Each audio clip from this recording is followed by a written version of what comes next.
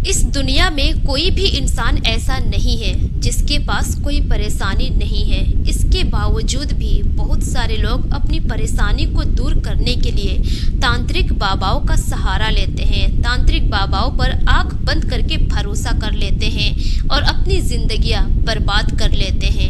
आज की कहानी में भी कुछ ऐसा ही होता है। एक लड़की की जान चली जाती है और कई लोगों की जिंदगियां बर्बाद हो जाती है। तो आइए जानते हैं पूरी कहानी इस वीडियो में। पर वीडियो में आगे बढ़ने से पहले आप सभी से एक ही रिक्वेस्ट है कि वीडियो को लाइक कर दीजिए और चैनल को भी सब्सक्राइब कर दीजिए ताकि मेरा हौसला बढ़ता रहे। दोस्तों, मेरा नाम है तबस्सुम खातून और आप सभी का मेरे चैनल पर स्वागत है। दोस्तों, आज की कहानी है उत्तर प्रदेश के कानपुर जिले के आजाद कोटिया इलाके की। वहीं पर एक व्यक्ति रहा करता था जिसका नाम था हिमेश। हिमेश के परिवार में उसके माता पिता, हिमेश का एक छोटा भाई, हिमेश की पत्नी और उसकी एक 5 साल की बेटी थी। हिमेश ठेकेदारी का काम किया करता था। बहुत ही खुशहाल परिवार में किसी चीज की कोई कमी नहीं थी। हिमेश की बीवी हिमेश के साथ बहुत खुश थी। बात है 8 जून 2014 की। सुबह का वक्त होता है। हिमेश अपने काम के लिए चला जाता है। उसका जो छोटा भाई था उसका मार्केट में एक रेस्टोरेंट था। उस रेस्टोरेंट में हिमेश के माता पिता भी जाते थे काम करने के लिए। हिमेश जैसे ही काम पर चला जाता है, उसका छोटा भाई और उसके माता पिता भी घर से निकलते हैं रेस्टोरेंट जाने के लिए। लेकिन तभी जो हिमेश की बेटी होती है छोटी 5 साल की, वो भी अपने दादा दादी से जिद करने लगती है कि मैं भी जाऊंगी दुकान पर। अब उसके दादा दादी उसको भी ले जाते हैं साथ में। अब घर में बच जाती है सिर्फ हिमेश की पत्नी बिमला। अब धीरे धीरे ऐसे ही समय गुजरने लगता है। सभी लोग सारा दिन अपना काम करने लगते हैं। शाम के वक्त सभी लोग एक साथ अपने घर लौटते हैं। जब घर लौटते हैं तो हिमेश की जो माँ होती है वो जाती है अपनी बहू बिमला को ढूंढते हुए कमरे में। लेकिन जो बिमला होती है वो घर में कहीं नजर नहीं आ रही थी। ना तो अपने कमरे में थी, ना सास ससुर के कमरे में थी और ना ही अपने देवर के कमरे में थी। अब जो बिमला की सास थी वो चली जाती है किचन में देखने के लिए कि शायद किचन में काम कर रही होगी। अब जैसे ही बिमला की सास जाती है किचन में, वो देखती है कि उसकी जो बहू है वो लटकी हुई है। जब बिमला की सास इतना देखती है वहीं पर चीख पड़ती है, चिल्लाने लगती है। घर के सभी लोग वहां पर आ जाते हैं, देखकर हैरान रह जाते हैं। अब घर में शोर शराबा होने लगता है, हल्ला चिल्ला होने लगता है, जिसकी आवाज घर से बाहर चली जाती है। आस पड़ोस के सभी लोग घर में आकर भीड़ लगा देते हैं। सभी लोग इस घटना को जानने के बाद हैरान हो जाते हैं, सोचने पर मजबूर हो जाते हैं कि आखिर ये ऐसा कैसे कर सकती है। घर में कोई कलेश नहीं, ना कोई किसी से खटपट हुई है, आखिर अचानक से ऐसा कैसे हो सकता है। तभी उसी वक्त नजदीकी थाने में सूचना दी जाती है। उसी वक्त पुलिस की टीम आती है, वहाँ के माहौल को देखती है। पहले तो पुलिस वाले उसके शव को उतारते हैं, उसके बाद अच्छे से चेक करते हैं, लेकिन उसके बॉडी में किसी तरह का कोई खरोच नहीं होता है। पुलिस वाले उस बॉडी को पोस्टमार्टम के लिए भेज देते हैं। जब पोस्टमार्टम रिपोर्ट आता है तो पुलिस वाले कहते हैं कि इसने खुद ही अपनी जान दे दी है, इसके पीछे किसी का हाथ नहीं है। अब मामला यहीं पर शांत हो जाता है। पुलिस वाले डेड बॉडी को हैंडओवर कर देते हैं घर वालों को। घर वाले उसका अंतिम संस्कार करते हैं। लेकिन इधर जो बिमला की सास थी उसको यकीन नहीं हो रहा था इस बात पर कि उसकी बहू खुद ही अपनी जान क्यों गंवाएगी। कुछ न कुछ इसके पीछे तो राज है, क्योंकि वो अपनी बहू को अच्छे से जानती थी। अब पुलिस वाले इस मामले को यहीं पर शांत कर देते हैं। उसके बाद कोई छानबीन नहीं करते हैं। अब जो उसके घर वाले थे फिर से थाने में जाते हैं और पुलिस से रिक्वेस्ट करते हैं कि मामले की जांच कीजिए, हो न हो आगे कोई सबूत जरूर मिलेगा, मेरी बहू ऐसा नहीं कर सकती। लेकिन जो पुलिस वाले थे वो कहते हैं कि आपकी बहू ने खुद ही ऐसा किया है, इसके पीछे किसी का हाथ नहीं है। अब वो लोग परेशान हो जाते हैं। वो लोग उच्च अधिकारी तक जाते हैं और मामले की गुहार लगाते हैं, कहते हैं कि इसके पीछे जरूर किसी न किसी का हाथ है। आप लोग कहिए पुलिस कर्मी से कि इस मामले की जांच करें। जब बात उच्च अधिकारी तक जाती है, अब वहां से थाने में जितने भी ऑफिसर होते हैं सभी को ऑर्डर दिया जाता है कि इस मामले की अच्छे से जांच पड़ताल करो। अब जब पुलिस वालों को दबाव दिया जाता है ऊपर से, वो लोग छानबीन शुरू कर देते हैं। पुलिस वाले पहले बिमला का फोन लाते हैं और उसके नंबर की सीडीआर निकालते हैं। जब सीडीआर निकालते हैं तो उसमें एक नंबर मिलता है जिससे आखिरी बार बिमला बात की थी। अब जो पुलिस वाले थे उस नंबर का डिटेल्स निकालते हैं। जब पुलिस वाले उस नंबर का डिटेल्स निकालते हैं तो पता चलता है कि वो नंबर किसी राजेश नाम से रजिस्टर्ड है और वो रहने वाला है नौवास्ता इलाके का। अब जो पुलिस वाले थे उस इलाके में जाते हैं और उस लड़के को पकड़ते हैं। जब पुलिस वाले उस लड़के से पूछताछ करते हैं तो वो लड़का कहता है कि सर ये नाम मेरा ही है और मेरे नंबर से ही सिम निकाला हुआ है, लेकिन ये सिम मैं नहीं चलाता हूँ और कैसे इसके पास गया, कौन चलाता है मुझे नहीं पता। जबकि उस नंबर से 10 से 12 बार बातचीत हुई थी बिमला की। अब पुलिस वालों को भी समझ में आ जाता है कि यह नंबर फर्जी तरीके से निकाला गया है। पुलिस वाले उस नंबर पर फोन करते हैं लेकिन वो नंबर स्विच ऑफ बता रहा था। अब जो पुलिस वाले थे इस मामले को और भी गंभीरता से जांच करने लगते हैं। पुलिस वाले सभी सतर्क हो जाते हैं, अपने टीम को चारों तरफ भेज देते हैं छानबीन करने के लिए। उसके बाद जो पुलिस वाले थे उस मोबाइल का EMEI निकालते हैं। पता चलता है कि उस मोबाइल में कोई दूसरा नंबर चल रहा है। किसी तरह से पुलिस वालों को दूसरा नंबर भी मिल जाता है। जब उस दूसरे नंबर की डिटेल्स निकाली जाती है तो पता चलता है कि किसी अखिलेश वाजपेयी के नाम से रजिस्टर्ड है वो नंबर। अब जो पुलिस वाले थे अखिलेश वाजपेयी के पास पहुंचते हैं। वहां पहुंचने के बाद पुलिस वाले अखिलेश वाजपेयी को पहले तो कस्टडी में लेते हैं, उसके बाद उसको थाने लेकर आते हैं। उसके बाद पुलिस वाले पूछते हैं कि आखिर तुमने यह सब कुछ क्यों किया है, तुम इस मामले के बारे में क्या जानते हो, इसके पीछे किसका हाथ है, साफ साफ बता दो। अब जो अखिलेश वाजपेयी था वो तो पूरी तरह से डर गया था। वो इधर उधर की मनगढ़ंत बातें बना रहा था। लेकिन जब पुलिस वाले अपने तरीके से पूछताछ करते हैं, जब सख्ती बरतते हैं, तब जो अखिलेश वाजपेयी था तोते की तरह सारी बातें एक एक करके उगलने लगता है। उसके बाद जो कहानी सामने निकल कर आती है वो सभी को हैरान और परेशान कर देती है और सभी लोग सोचने पर मजबूर हो जाते हैं कि आखिर ऐसा कोई कैसे कर सकता है। दरअसल जो बिमला थी, बिमला की शादी 6 साल पहले हुई थी हिमेश से। हिमेश के साथ वो बहुत खुश थी। शादी के 1 साल बाद ही वो बेटी को जन्म देती है। बेटी के जन्म से भी पूरे परिवार वाले बहुत खुश होते हैं। बिमला के सास ससुर कहते हैं कि हमारे घर में लक्ष्मी आई है और उस बेटी के जन्म के बाद से धीरे धीरे उस घर की तरक्की भी होने लगती है। हिमेश का काम भी अच्छा खासा चलने लगता है। लेकिन ठीक घटना से 1 साल पहले जो बिमला थी वो इटावा जाती है अपने मायके। उसके मायके में किसी रिश्तेदार में एक लड़की की शादी होती है। सभी लोग वहीं पर जाते हैं। हिमेश, उसकी पत्नी बिमला और उसकी जो 5 साल की बेटी होती है, तीनों लोग जाते हैं, शादी अटेंड करते हैं। शादी के दिन ही हिमेश की मुलाकात होती है एक लड़की से जिसका नाम होता है रीना। रीना जो थी उसकी उम्र 22 साल की थी, देखने में बेहद खूबसूरत थी और वो HDFC बैंक की मैनेजर थी। उसकी सैलरी भी काफ़ी अच्छी खासी थी। अब शादी समारोह के दौरान ही उन दोनों की मुलाकात होती है, दोनों में आंखें होती है और उसी दौरान हिमेश और रीना एक दूसरे से अपना नंबर शेयर कर लेते हैं। शादी समारोह खत्म हो जाता है। हिमेश अपने घर लौट आता है।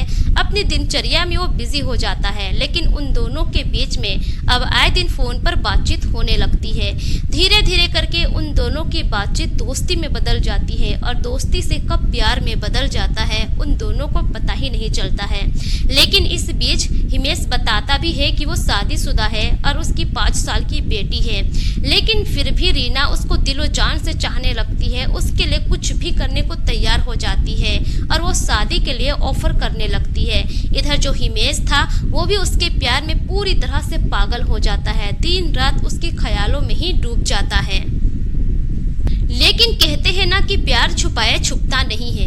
एक दिन हिमेश की पत्नी बिमला को पता चल जाता है उसके एक्स्ट्रा मैरिटल अफेयर के बारे में। वो अपने पति को बहुत समझाती है, लेकिन हिमेश क्या करता, वो तो प्यार में पूरी तरह से पागल था।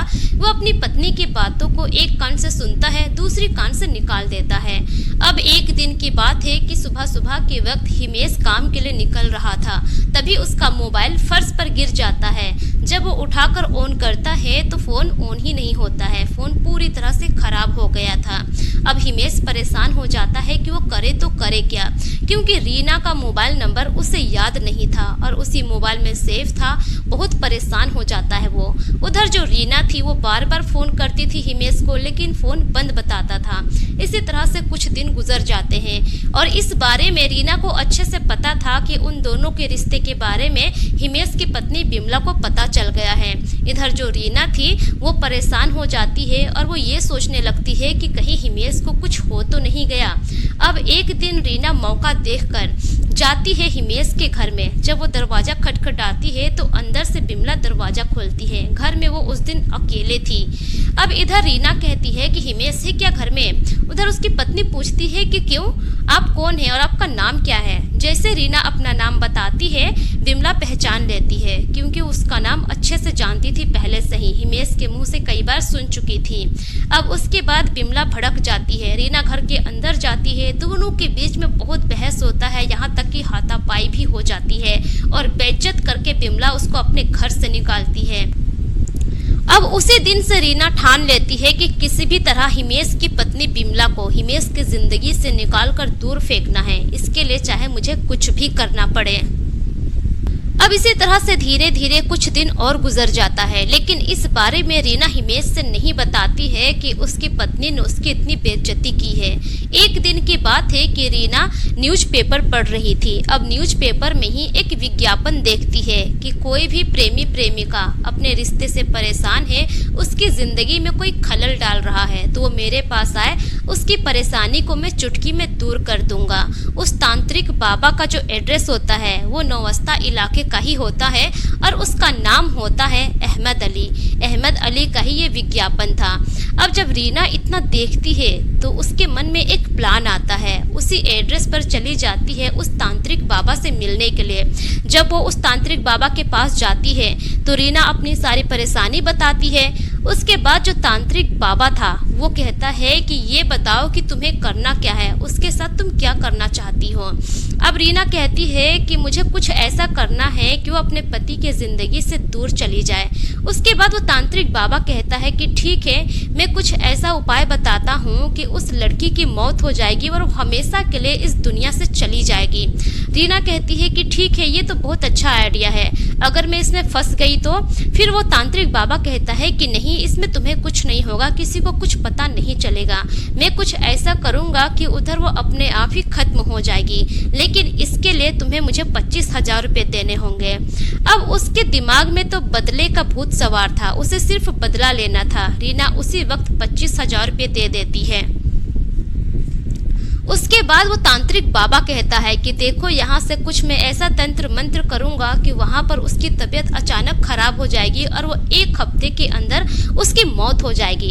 इधर रीना बहुत खुश हो जाती है, वो अपने घर चली जाती है। धीरे धीरे ऐसे समय गुजरता है, 1 हफ्ते का वक्त गुजर जाता है, लेकिन उधर बिमला को कुछ होता नहीं है। वो तो एकदम तंदुरुस्त थी, अपनी ज़िंदगी में बहुत खुश थी।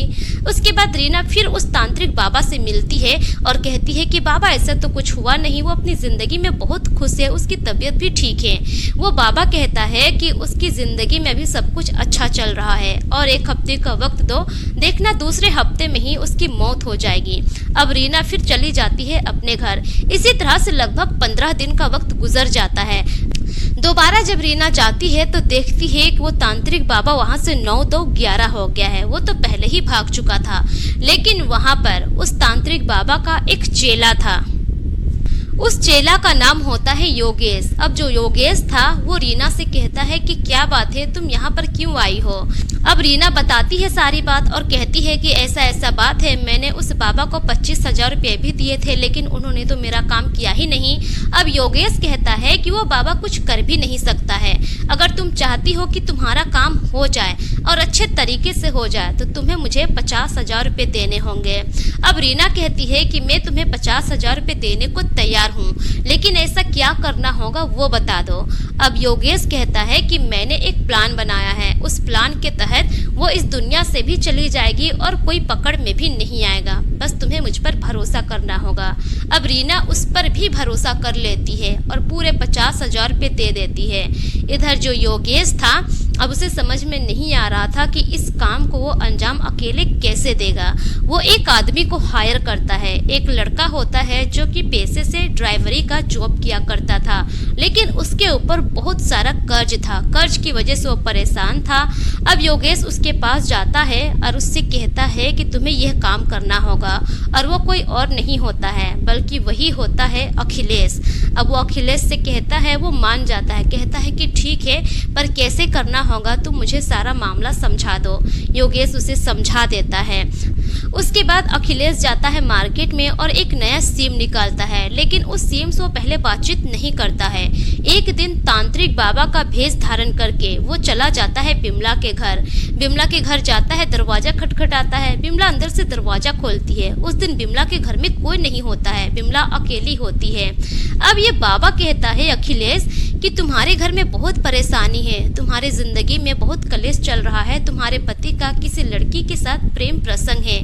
अगर ये सब कुछ ऐसा ही चलता रहा तो तुम्हारी जिंदगी बर्बाद हो जाएगी, कुछ करना पड़ेगा।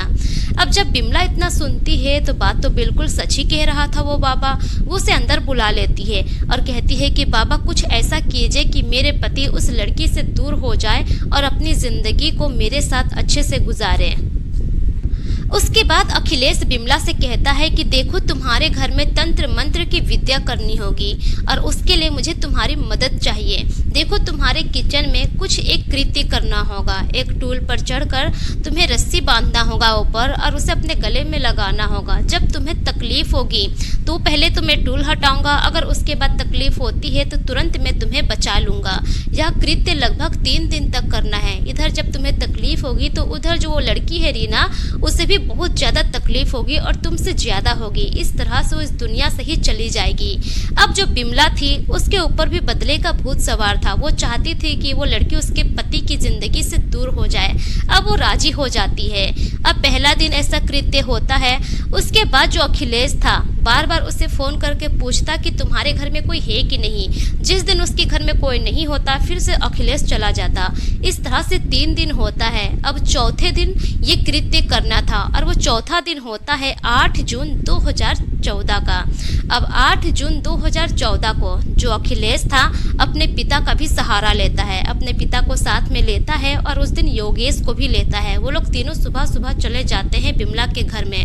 अब जब बिमला देखती है कि 3 लोग हैं तो अखिलेश कहता है कि बस आज तंत्र मंत्र विद्या का आखिरी दिन है, इसीलिए इन लोगों की जरूरत पड़ेगी। उसके बाद अखिलेश योगेश को गेट के सामने खड़ा कर देता है, देखना कोई आ ना जाए, और अपने पिता के साथ वो चला जाता है किचन में। अब जिस तरह से 3 दिन ऐसा कृत्य हुआ था अब उस दिन भी वैसा ही होता है। टूल पे चढ़ती है, ऊपर रस्सी बांधती है, लेकिन जब बिमला को दर्द होने लगता है, उसके गले में तकलीफ होती है, तब उस दिन अखिलेश उसे नहीं बचाता है बल्कि वहीं पर छोड़ देता है और कुछ देर के बाद बिमला की मौत हो जाती है। उसके बाद वो लोग वहाँ से 9-2-11 हो जाते हैं। जब पुलिस की टीम यह सारी बातें अखिलेश से सुनती है तो सभी लोग हैरान हो जाते हैं। सभी पुलिसकर्मी सोचने पर मजबूर हो जाते हैं कि आखिर कोई इस तरह का प्लानिंग कैसे कर सकता है। उसके बाद पुलिस वाले इस गैंग में जितने भी लोग शामिल थे सभी को पकड़ लेते हैं अखिलेश की मदद से। उसमें जो तांत्रिक बाबा होता है अहमद अली, वो भी पकड़ा जाता है। वो लड़की जो होती है रीना, वो भी पकड़ी जाती है। लेकिन उसके साथ साथ जो बिमला का पति होता है हिमेश, उसको भी पुलिस वाले पकड़ते हैं। जितने भी लोग शामिल होते हैं सभी को पुलिस वाले पकड़ते हैं। सभी पर चार्जशीट लगाई जाती है और सभी को जेल के सलाखों के पीछे भेज देते हैं। और आज भी वो सभी जेल के सलाखों के पीछे हैं और अपने कुकर्म की सजा काट रहे हैं। दोस्तों, ये रही पूरी कहानी आप लोगों के सामने। इस कहानी पर आप लोगों की क्या राय है, अपनी राय कमेंट सेक्शन में जरूर दीजिए। और ये कहानी जरा भी अच्छी लगी, अगर सीख देने वाली कहानी लगी तो अपने दोस्तों और रिश्तेदारों के साथ भी जरूर शेयर करें। दोस्तों, इस कहानी को सुनाने का मकसद किसी के भी भावनाओं को ठेस पहुंचाना नहीं है, बल्कि मेरा मकसद आप सभी को सतर्क करना है, जागरूक करना है, ताकि आप अपना और अपने फैमिली का ख्याल रख सकें। मेरे पिछले वीडियोस में जितने भी लोग कमेंट किए हैं उनके नाम कुछ इस प्रकार से हैं। असलम साद गोपालगंज बिहार से, मुकेश कुमार रजब कोटला नई दिल्ली से, संजय बहादुर गढ़ हरियाणा से, अबू सैफ अंसारी कुवैत से, आयूब अंसारी यूपी से, शिव नंदन सिंह, यूएस तिवारी हर्ष तिवारी यूपी से, जय सिंह सोनीपत हरियाणा से, सुरजीत सिंह यूएसए से, मोहम्मद अमजद अहमद कुशीनगर उत्तर प्रदेश से, मोंटी चंडीगढ़ से, हिमेश धीमन पटियाला पंजाब से, मास्टर शरीफ नगीना टेलर वजीराबाद दिल्ली से। दोस्तों, अगर आप लोग भी अपना नाम मेरी वीडियोस में सुनना चाहते हैं तो अपना नाम और अपने राज्य का नाम कमेंट सेक्शन में जरूर लिखें, ताकि मैं अपनी अगली वीडियो में आप सभी का नाम ले सकूं। मिलेंगे फिर एक नई कहानी के साथ, तब तक के लिए शुक्रिया। जय हिंद।